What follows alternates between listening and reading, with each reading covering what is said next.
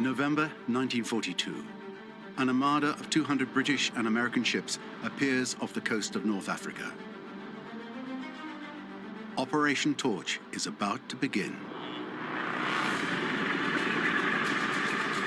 Right before the eyes of the local people, 100,000 men pour onto the beaches of Morocco and Algeria. It is this singular theatre, North Africa, that between 1940 and 1943 was written a famous chapter of the Second World War, the Desert War. Why have the great powers come to fight in the challenging desert conditions of North Africa, so far from the epicenter of the World War? And how, there in the furnace of the desert, will the Allies manage to inflict one of the first major setbacks on the forces of the Reich? The Desert War, the war that nobody wanted, was to turn the World War upside down.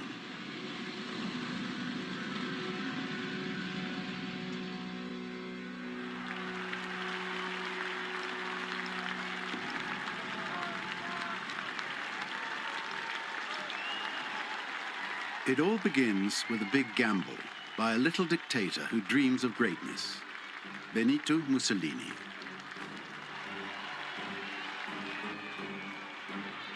He proclaims, Italy is in truth a prisoner of the Mediterranean. Il Duce wants to restore the splendors of the Roman Empire. He dreams of controlling the Mediterranean Sea and expanding his empire into Africa. Mussolini is suffocating in an Africa dominated by the old imperial powers, France and the United Kingdom.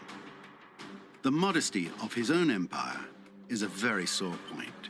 In the east, it controls only Somalia, Ethiopia, and Eritrea. In the north, Libya was conquered by iron and blood. Italy's victory was won back in 1912 by means of multiple massacres and abuses.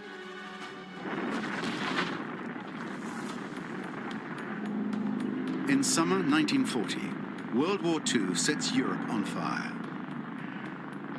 After taking over a part of Europe, the Third Reich troops overrun France in a few weeks. England, under siege, fears succumbing to the Nazi threat as well. German and Italians, united under the Axis banner, are in a position of strength.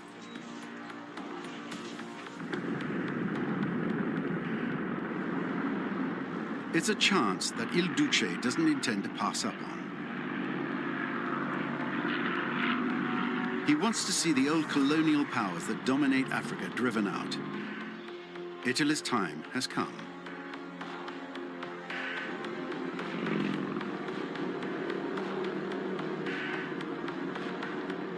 From Libya, he orders his troops to enter Egypt, a kingdom controlled by Great Britain.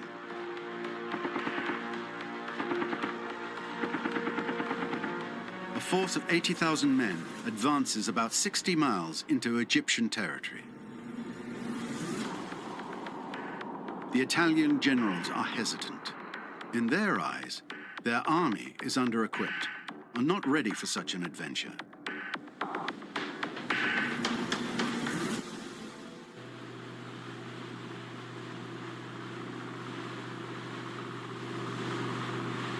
Winston Churchill doesn't want to let go of Egypt, not at any price. Ever since France surrendered, the Reich has been extending its grip on Europe. For the British Prime Minister, another defeat would be unacceptable, especially since the Luftwaffe is relentlessly pounding England. Churchill knows that Britain's salvation depends more than ever on the resources of its empire. The Suez Canal belongs to Egypt. For London, it is a vital artery for transporting its raw materials.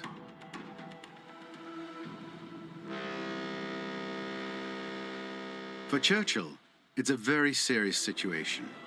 So the old bulldog sounds the alarm and mobilizes all the Commonwealth's resources. Thousands of Australian, New Zealand and South African soldiers flock to Cairo and join the British.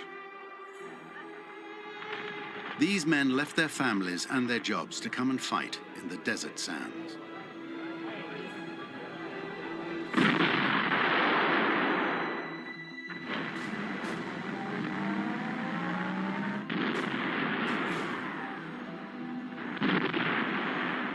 In December, the British go on the attack. To their great surprise, it's like a stroll in the park. The Italians are disorganized and have retreated 500 miles back into Libya. The British even take Tobruk, a highly strategic port. His Majesty's generals know that in these desert lands, he who controls the ports is master. In a matter of just a few weeks, Commonwealth troops have won an outright victory. At the beginning of 1941, they occupy eastern Libya. And the Muslim population celebrates its liberators. It has not forgotten the 100,000 deaths the Italian conquest was responsible for. The Arabs and the British even come to an agreement. Thousands of Libyans accept to fight for Great Britain. Churchill promises them independence once victory is achieved. It's a good way to undermine the influence of Rome.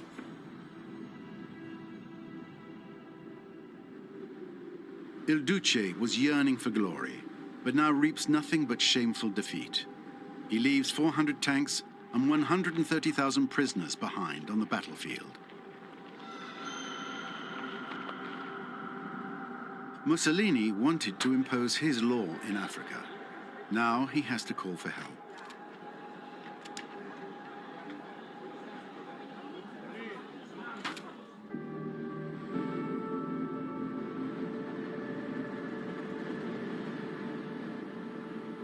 By the beginning of 1941, Hitler has turned his gaze to the east. Along with his generals, he's devoting himself to his great project, Operation Barbarossa, the conquest of the Soviet Union. In his eyes, his victory will be sealed out there on the Russian steppes.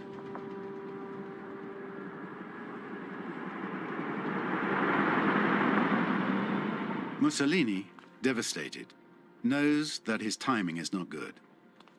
But he needs his allies' help if he's not to lose Libya entirely. Such a humiliation would ruin his reputation. On the strategic plan, Hitler considers North Africa as a secondary theater of operations. But he fears that a weakened Mussolini will lose his grip on power. The fall of Il Duce would threaten the security of the southern flank of his European fortress. He agrees to help his ally, but on his terms. Any German intervention must not, under any circumstances, disrupt its operation in the east, which is expected to be launched in just a few months.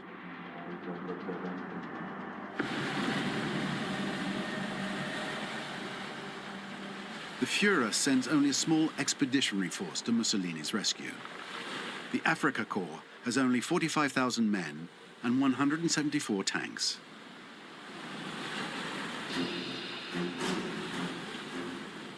It lands in Tripoli, the capital of the Italian colony. Its mission is a limited one, to help the Italians recapture eastern Libya and to protect it from a British onslaught.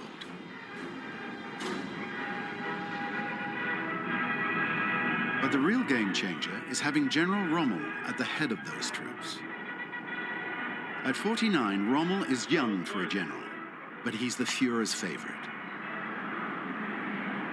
He arrives in Tripoli trailing clouds of glory from the French campaign. Officially, Rommel is under Italian command, but he's ambitious and has no intention of playing a supporting role.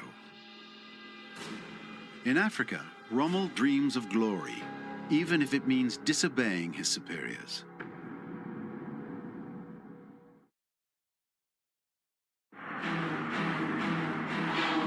The Afrika Korps has only been present on the African soil for a few weeks, but Rommel is already impatient.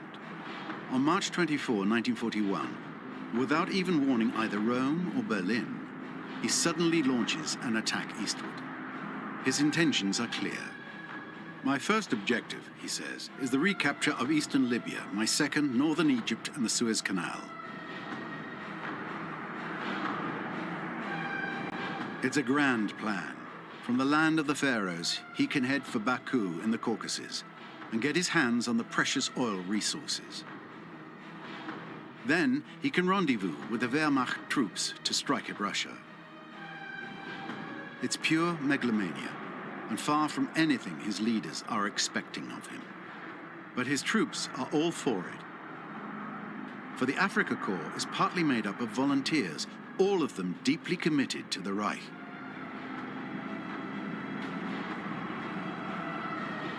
North Africa provides Rommel with the ideal setting to rehearse it all. On these vast expanses, his panzers can get up to full speed. His technique is to push straight ahead and not worry about his flanks or his rear. He counts on the element of surprise and on his own intuition. And that's what's earned him the Führer's admiration.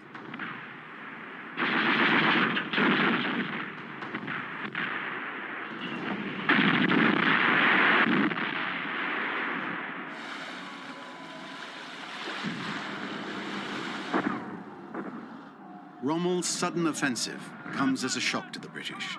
The Germans aren't the same thing as the Italians at all. Faced with such a formidable adversary, the worrying weaknesses of the British Army start to emerge. The men are undertrained and their equipment is dilapidated.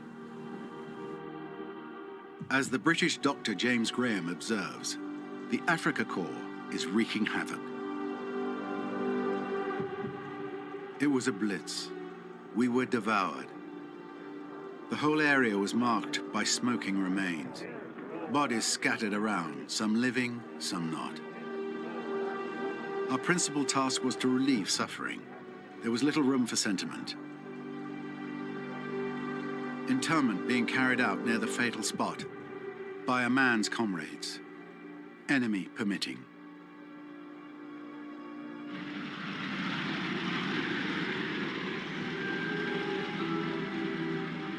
Noticing that the British are retreating, Rommel decides to advance towards Egypt, heading deeper into the desert. He's well aware that he's now disobeying orders. To his wife, Lucy, he confesses, "My darling Lucy, we are attacking with remarkable success. I've taken the risk of moving forward, despite all previous orders and instructions, in order to seize such a great opportunity." Rommel's goal is Tobruk. It's his modest aim to bring it down in a matter of days. He considers it a mere formality. To avoid disaster, the British retreat to the Egyptian border. They abandon all the territory they've taken in Libya, with the exception of Tobruk.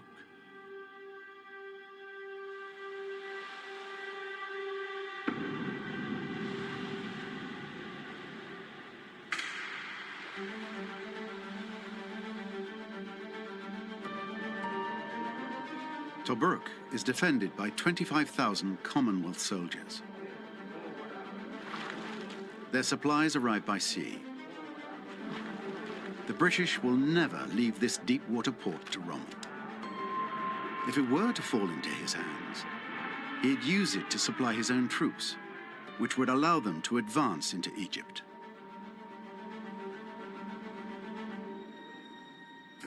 On the front line, life's hard when you're under siege. The men shelter from the bombing in flea-infested holes. Like rats, as the German radio propaganda is always saying. So they defiantly refer to themselves as the Tobruk Rats. They are daily raided.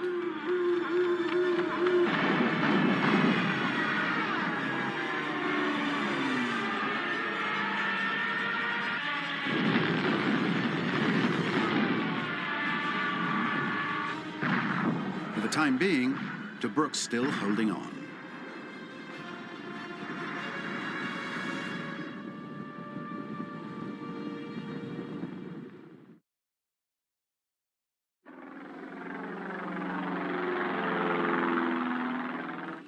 Rommel is struggling. He spends his days visiting his units scattered around Tobruk and on the Egyptian border. Unlike the officers of the Wehrmacht, he despises state duties. He wants to see the battles from the front lines.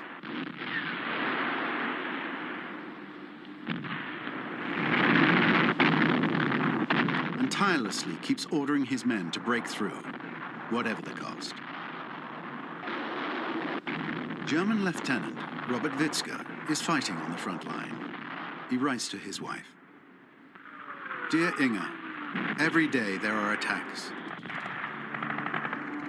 We can only ask ourselves every day who is still alive from the comrades. Many are dead, but even more are wounded. Inge, keep thinking of me."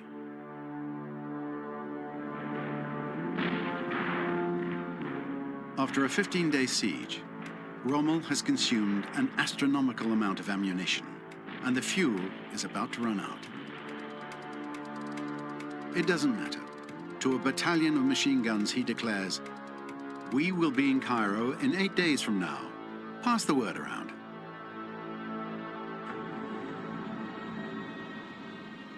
Rommel is waging an overly ambitious war without a care for one decisive element: fuel and supplies.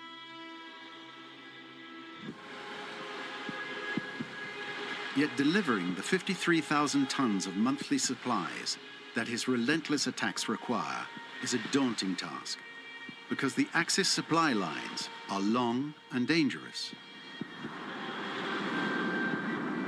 In the Mediterranean, the British are tracking down Italian cargo ships trying to reach Tripoli, the only port controlled by the Africa Corps.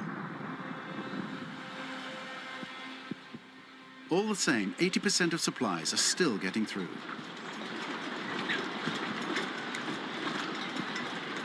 Petrol, water, food, ammunition.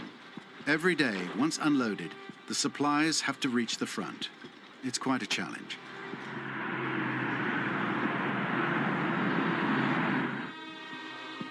It takes 14 days to travel the 750 miles from Tripoli to the front. It's a real trial for the men. Ironically, the trucks consume half of the petrol they carry.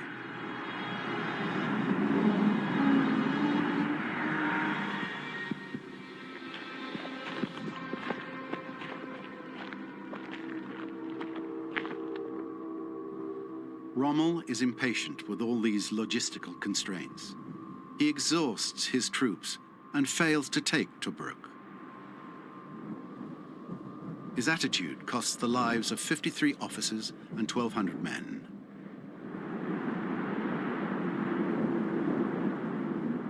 The Africa Corps is very weakened, but holds its ground.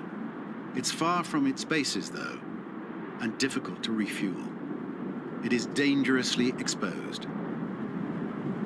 A counterattack by the enemy might well destroy it.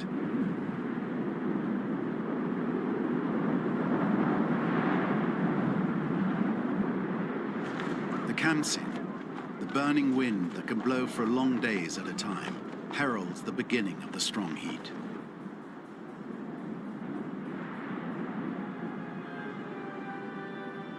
From May to October, it is impossible to fight between 12 a.m. and 4 p.m. In daytime, the heat is overwhelming. At night, the cold is glacial.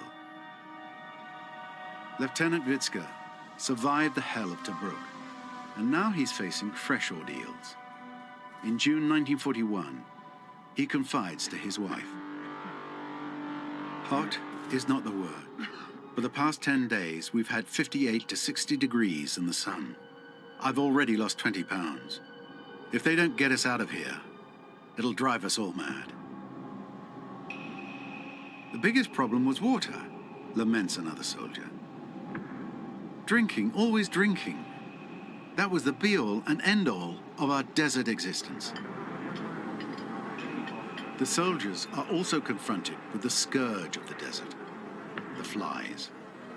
Shortly after sunrise, they arrive in hordes, attracted by human sweat, the only moisture available in these arid lands. There is no way to escape them. Rommel's men find no comfort in the food. It's insufficient in both quality and quantity. They try to improve the quality of their meals by buying from the Bedouins. This trade may improve Robert Witzka's daily life, but above all, it confirms his loathsome racism.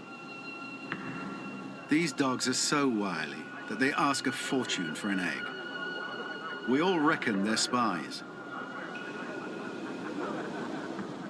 If you look at these filthy bastards, then there is only one thing: away with the riffraff.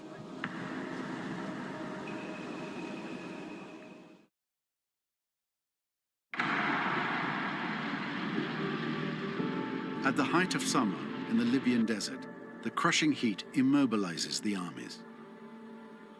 While the men of the Africa Corps suffer from the lack of supplies, opposite, in the British units camped on the Egyptian border, it's depression that's tormenting the men. They have been living in isolation in the desert for 8 months now and have no way to distract themselves. Overwhelmed with boredom, a soldier writes in his diary, "Every day it's the same old thing. The desert's everywhere. It drains your spirit. There's nothing here to look at, nothing to listen to. The only thing that keeps us holding on is thoughts of home."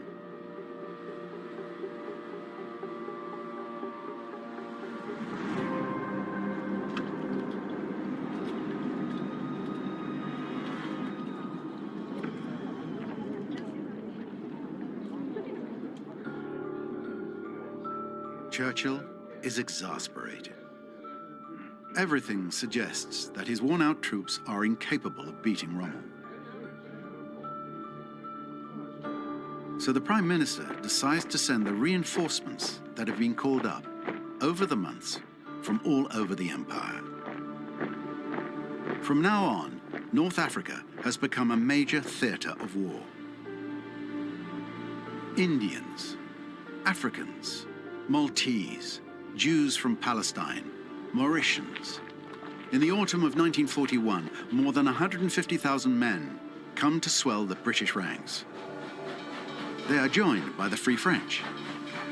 Responding to the call of General de Gaulle, they will carry on the fight to restore France's honor. By engaging his massive forces, Churchill forces Hitler to raise the stakes.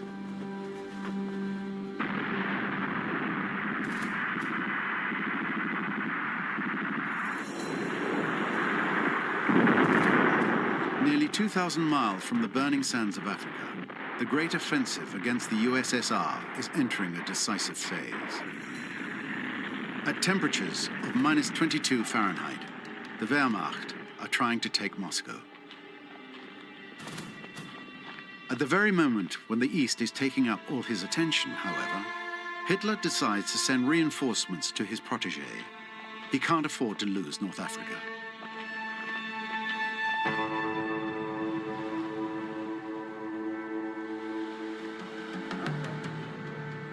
By entrusting command to an uncontrollable general, the Führer has turned the desert into a trap. Because Rommel hasn't given up on his fantasies. On the contrary. In January 1942, Hitler's promised reinforcements finally arrive. That's barely enough to solve his logistical problems, but just enough to let him dream of a new raid on Cairo. Once again, to everyone's surprise, Rommel resumes his mad dash. Overexcited, he writes to his wife, Lucy. "Dear Lucy, I have several plans in mind that I would never dare talk to my officers about at the moment. Or they might think I was going crazy. You know me. It's the wee small hours that my best plans come to me.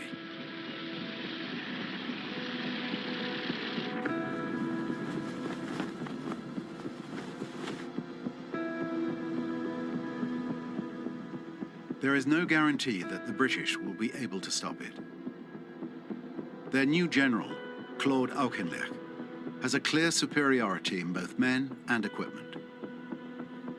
But Churchill's not betting on the right horse. Auchinleck does not know how to surround himself with the right people. He had served for a long time in India and has chosen his subordinates poorly. For months, he sends hundreds of tanks to the slaughterhouse by charging frontal assaults, worthy of old-fashioned cavalry charges.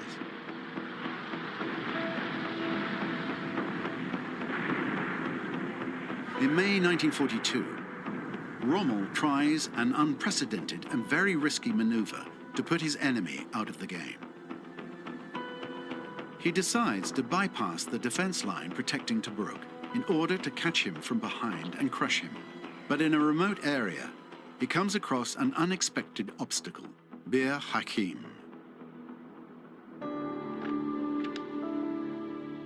It's a position that the Free French under General Koenig have been holding on to. Just a handful of them, 3,700 men. Despite the deluge of fire unleashed by the Panzers and Stukas, they managed, by their heroic resistance, to block the Afrika Korps for 15 days. The British, grateful, salute the exploit. Thanks to the precious hours gained by de Gaulle's men, Auchinleck's 8th Army, in the midst of a debacle, has avoided being surrounded. It withdraws its troops behind the Egyptian border, but, for the second time, abandons the east of Libya to the enemy.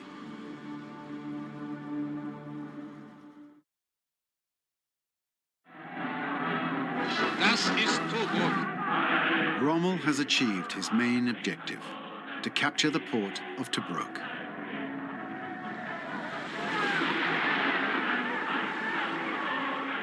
Robert Witzke plays a leading role in this victory.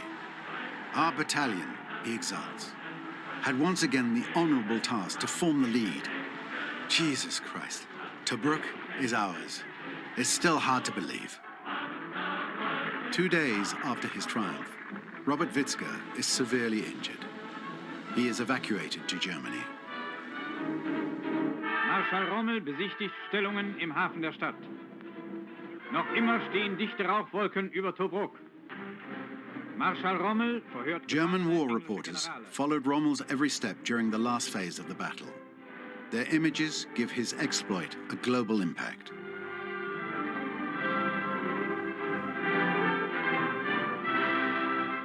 The Desert Fox myth has begun. And while the cameras are all focused on Rommel, they're careful not to film the vendetta of the Italian settlers. The Arab people chose the British camp. They pay the price. The looting and the murders are multiplying. One Italian rejoices. No sooner had the English fled than any Arab we found got a bullet in the head or a grenade in the stomach. Our soldiers are here now, finishing the job.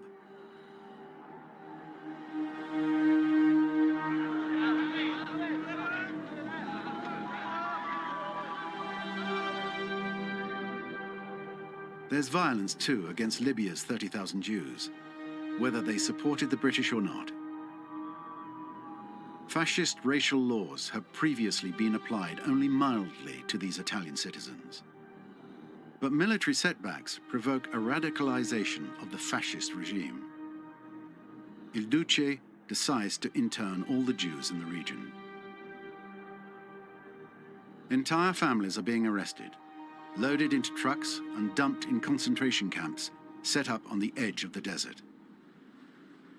The worst of these detention camps is in Guiado, 150 miles south of Tripoli. About 3,000 prisoners will be held there, a quarter of them will die of undernourishment and ill treatment.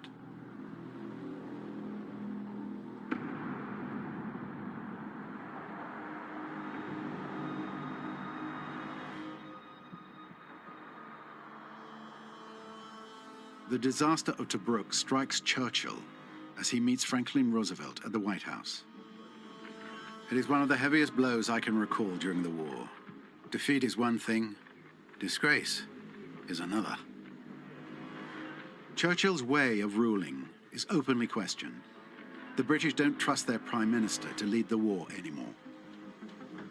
As Mussolini did with Hitler, Churchill must now win the support of his ally. His political survival is at stake.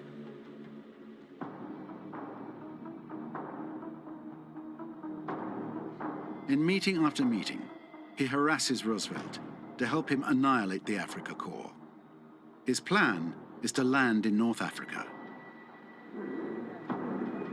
Like Hitler, the American generals have no desire to intervene in this region. They believe that to defeat Germany, you have to strike at its heart, in Europe. So they're planning a landing on the French coast that could happen in barely a year's time.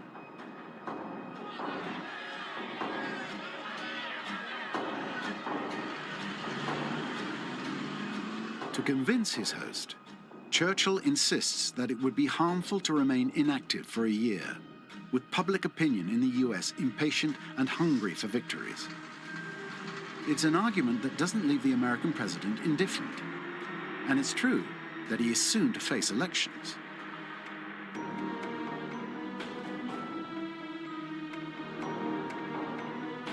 The Desert Fox ignores all this scheming. At the end of June 1942, he decides to advance into Egypt with Hitler's blessing this time. The Führer now considers the conquest of Egypt as a historic opportunity to bring down the British Empire.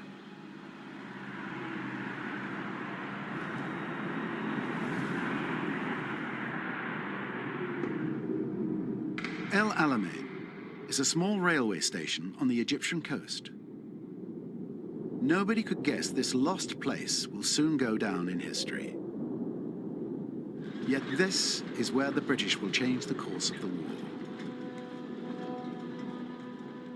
Claude Auchinleck has chosen this position so as not to be surrounded again by the Desert Fox.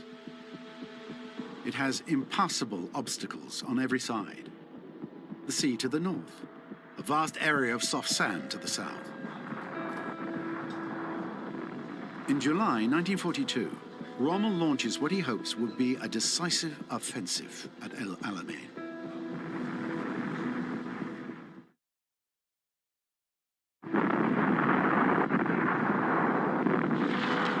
As soon as the German offensive was launched at El Alamein, things go very wrong for the British soldiers. Over the past year, they suffered defeat after defeat, despite their superior numbers. The inept strategies of their leaders and their fear of Rommel have undermined their resolve. In his field hospital, Dr. James Graham is seeing a flood of soldiers, all wounded and unable to continue the fight.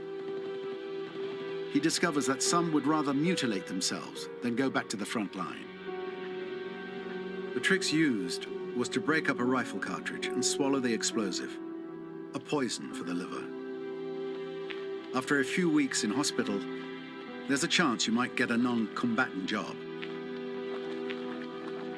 In the summer of 1942, Auchinleck sees his men surrender in droves to the enemy. Such defeatism is unacceptable. He calls for the reintroduction of the death penalty for deserters. Auchinleck managed to contain the Axis offensive, but falls into disgrace. He is held responsible for the collapse of his troops' morale.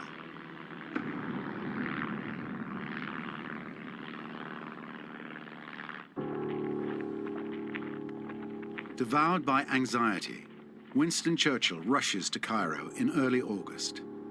He abruptly dismisses Claude Auchinleck. To replace him, he opts for General Bernard Montgomery. Churchill finds him proud, but he chooses Montgomery because he has a precious quality, an immense self-confidence that he is able to communicate to those around him. James Graham is attached to Montgomery's headquarters. He sees him scrambling to cure the ailments that plague his men. Montgomery is out every day. He goes assiduously around all the units to introduce himself to the soldiers. Never before has a commander done that. Montgomery's message to his troops is simple but firm. The defense of Egypt lies here at Alamein. Here we will stand and fight. There will be no further withdrawal. Clearly, under him, they'll not give an inch of ground to Rommel. James Graham confirms it. That was enough to earn their loyalty. Everyone likes to be on the winning side.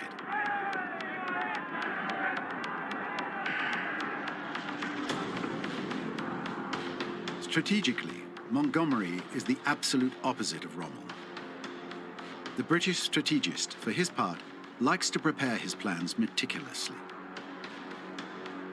At the end of August, when Rommel goes on the offensive, Montgomery is waiting for him.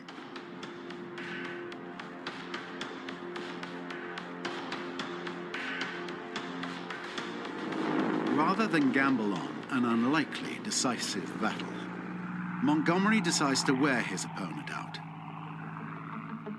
He does, after all, have a clear material superiority. My plan is to contain the enemy's tanks while we carry out the methodical destruction of his defensive system. The enemy will be cut from his supplies.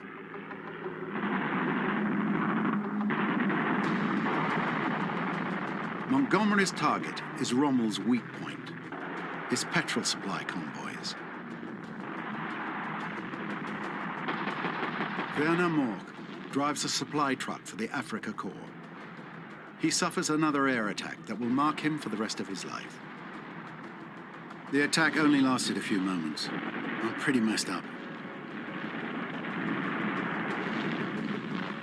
Ever since I've been overwhelmed by a mindless sense of panic. It's with me now, the war in all its cruelty, all its horror. Montgomery's wear and tear strategy has paid off.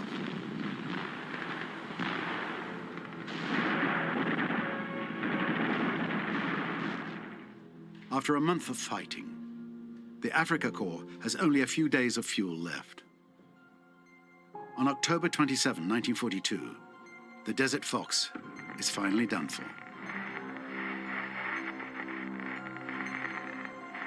British intelligence intercepts a German message indicating the imminent arrival of 2 Italian tankers in the port of Tobruk. As they prepare to drop anchor, the ships are sunk by Royal Air Force bombers.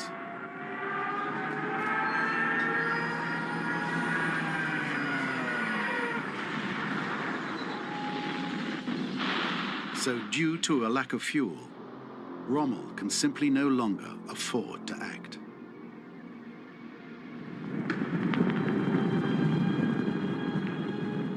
Rommel has suffered a terrible defeat at El Alamein. He knows that this will ruin his Führer's ambitions in Africa. It's a broken man who writes to his wife. God only knows whether I will survive this defeat. If I never return, I would like from the bottom of my heart to thank you and our son for all the love and happiness you have brought me.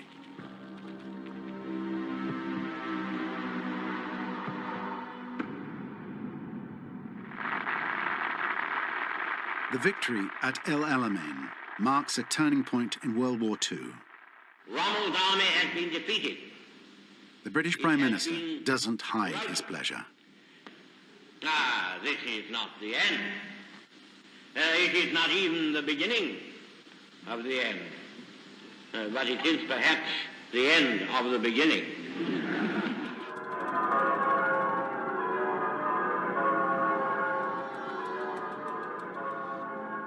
Churchill gloats. he knows that the Reich's days in Africa are now numbered.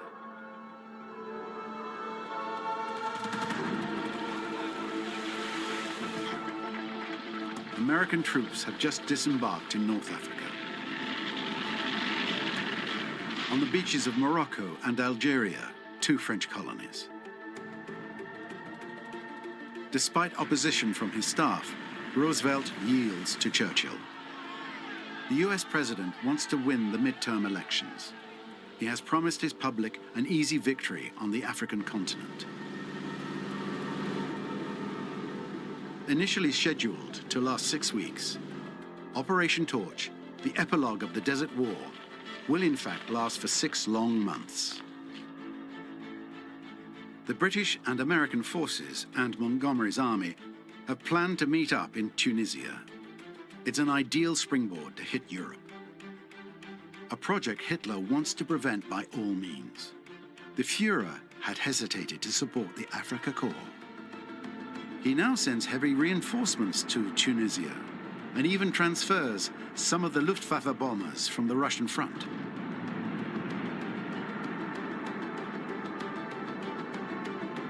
The ferocity of the fighting dulls the Americans' enthusiasm, especially since their first clash with the Wehrmacht in February 1943 in Kasserine. It was a disaster. But that terrible baptism of fire has toughened them up. Now the battle-hardened American forces can join up with Montgomery's British army.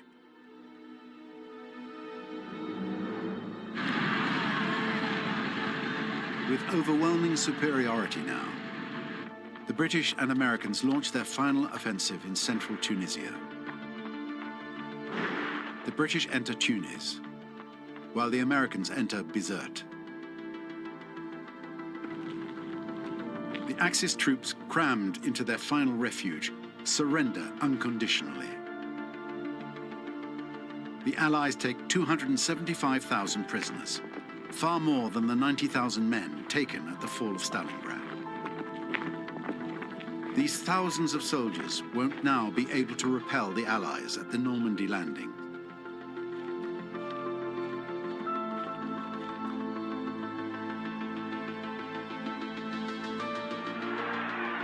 And so ends the Desert War. It's a victory that drives the Germans out of Africa. Now the Allies are ready to engage in the great confrontation in Western Europe. Along with Montgomery, they've tamed modern warfare. The lesson has been learned by the leaders as well as their men at the cost of unspeakable suffering. The people celebrate their liberators, but all the jubilation is ambiguous. The Allied victory may have rid Africa of the plague of Nazism, but despite all the promises, it has not broken the chains of colonialism. The Desert War will lead to the defeat of the Reich. It will also herald a new era, that of the liberation of colonized nations.